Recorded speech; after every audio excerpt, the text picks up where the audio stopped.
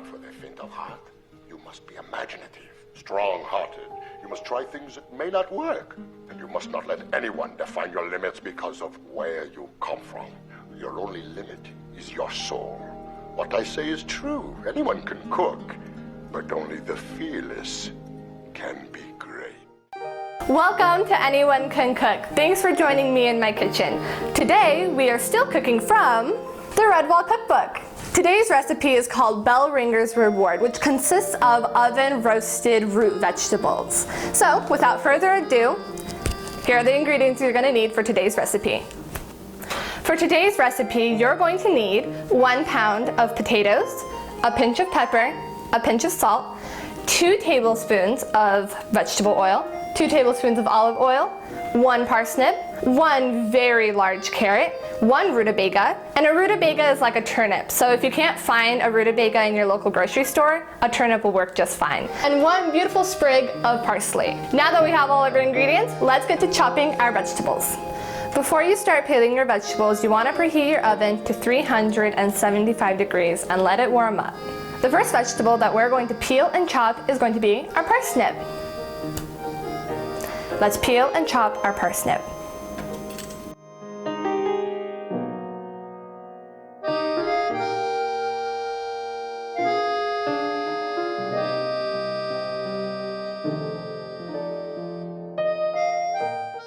After you've peeled your parsnip, discard the scraps into a nearby bowl.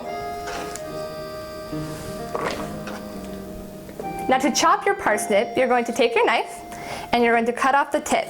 The tip is usually dried from being exposed to air, so you don't want to eat that. Now, holding your parsnip very carefully, you're going to chop it in half.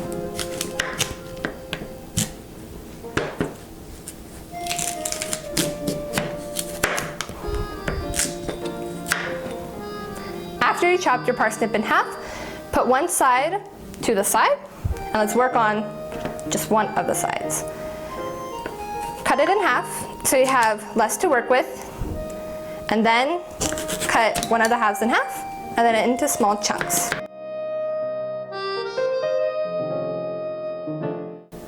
Now since the other half of the parsnip is smaller, you don't have to cut it in half. Instead, just cut it in chunks. After one side is chopped, repeat to the other side.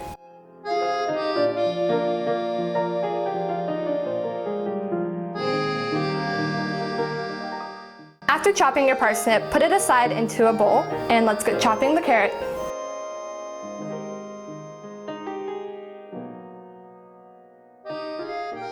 Now let's peel and chop the carrot.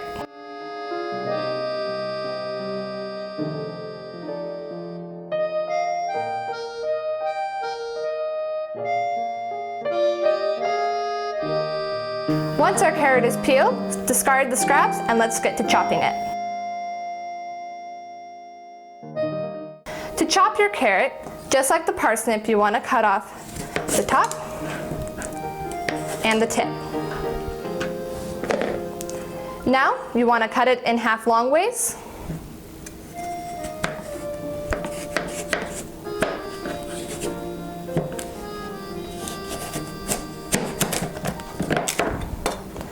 And now put one side to the side, cut it in half short ways, and then in half long ways again, and then into chunks. For the shorter part of the half that we're working on, all you want to do is just cut it into chunks. Now repeat to the other side.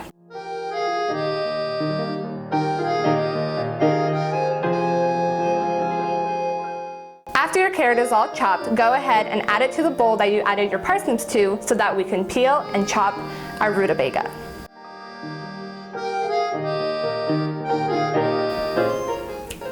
Now let's peel and chop our rutabaga.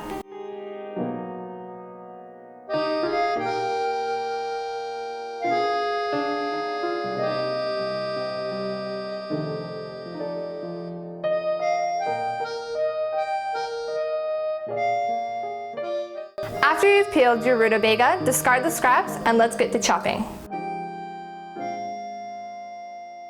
To chop your rutabaga, we're going to cut off both ends since they're exposed to air and they're really dry and crunchy and you don't want to eat that.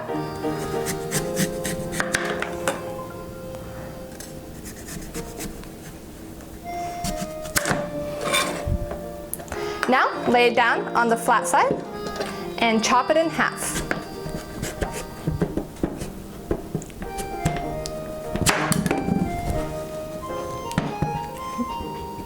Don't hurt yourself, please. Now, working on one side of the rutabaga, you're going to cut it in half and then cut each half into chunks. This is very similar to how we cut the turnip in episode 1. Now repeat to the other half.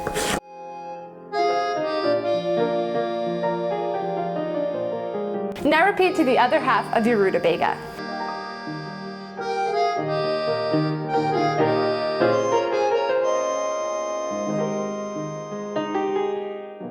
After you've chopped your rutabaga, put it into the bowl where you put your carrot and your parsnip. While your oven is still preheating, we're going to bring a large pot of water to a boil. Before we put it onto the stovetop, we're going to sprinkle some salt into it very generously.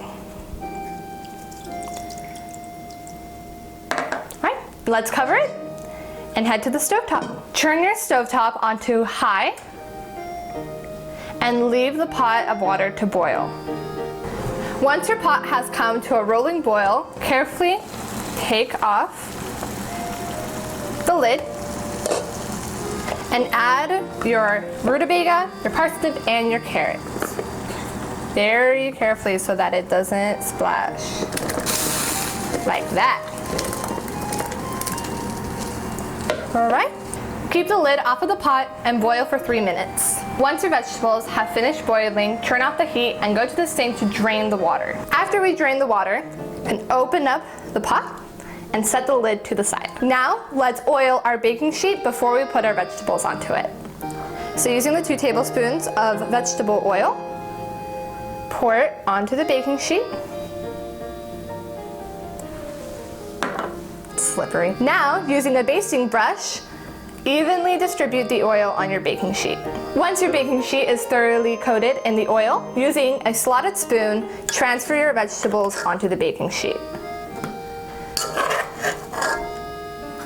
Now for this part, you do want to distribute the vegetables as evenly as possible so that they all get an even bake.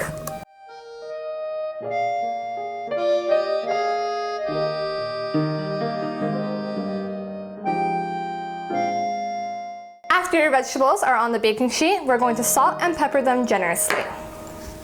You can just sprinkle them on top.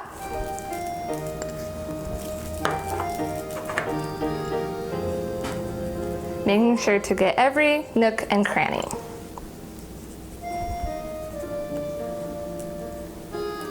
All right. Once they're seasoned, set the baking sheet aside and let's get to pricking our potatoes. Sounds so weird. To prick the potatoes, go ahead and grab one and using a fork, stab it a bunch of times.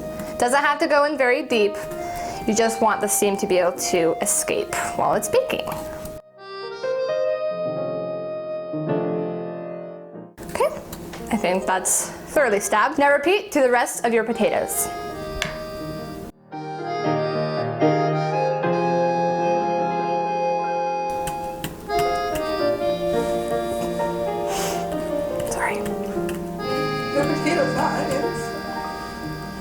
Squirted its juice out of me.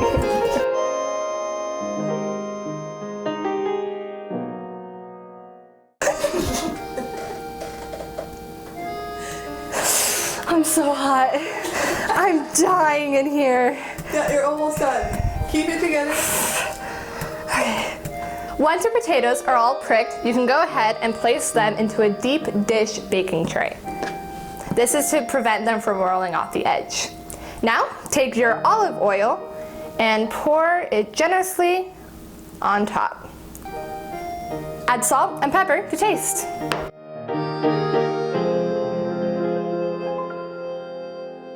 Now, using your hands, go ahead and toss them so that the oil, salt, and pepper coats the potatoes evenly.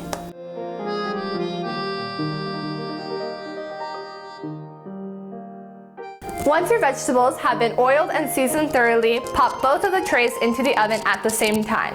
The vegetables should take about 30 minutes to cook until they're nice golden and soft. The potatoes might take a little longer, about 40 minutes. All you want to do is keep your eye on them until you can insert a fork into one of the potatoes and it goes in really cleanly and easily.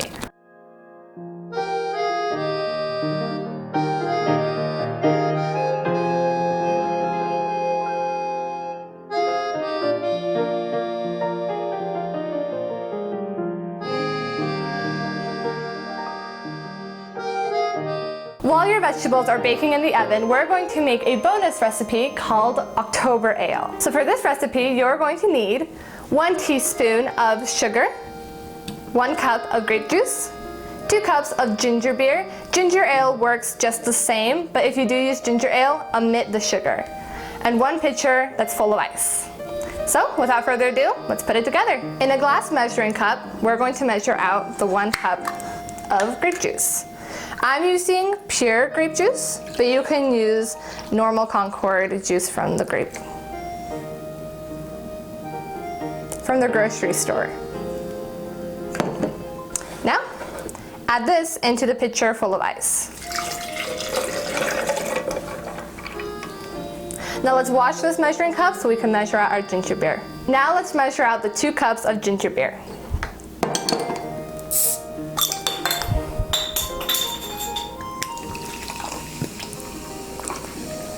There's 1 cup. It smells so good. Add it to the pitcher. Now, open up. Oops. My bad. And that's another cup. Add this to the pitcher. And now we're ready to add the teaspoon of sugar. Now, let's add the teaspoon of sugar. Perfect. Now mix it all together so it's nice and combined.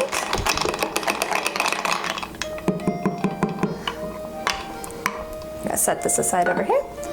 Now let's pour ourselves a nice tall glass of our October Ale and let's get some of our vegetables onto a plate.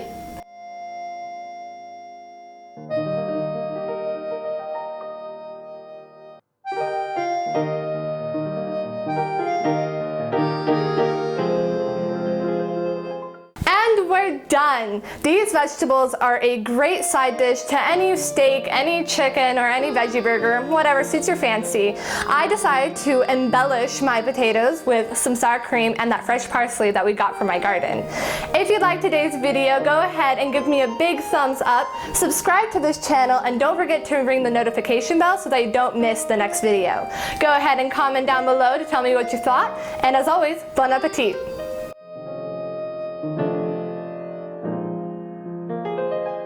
Hi, I'm the camera girl. I was the person who did the footage for this video.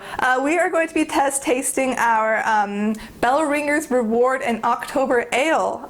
This is my niece. She will be joining us for today's video. All right, I'm gonna try one of the rutabaga and carrots. Oh, go ahead.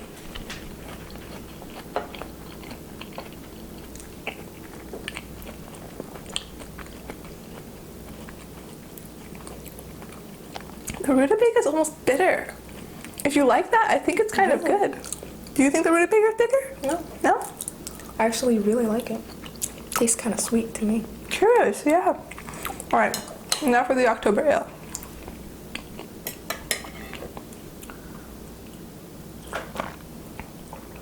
Whoa. That tastes really good. That's really, really good.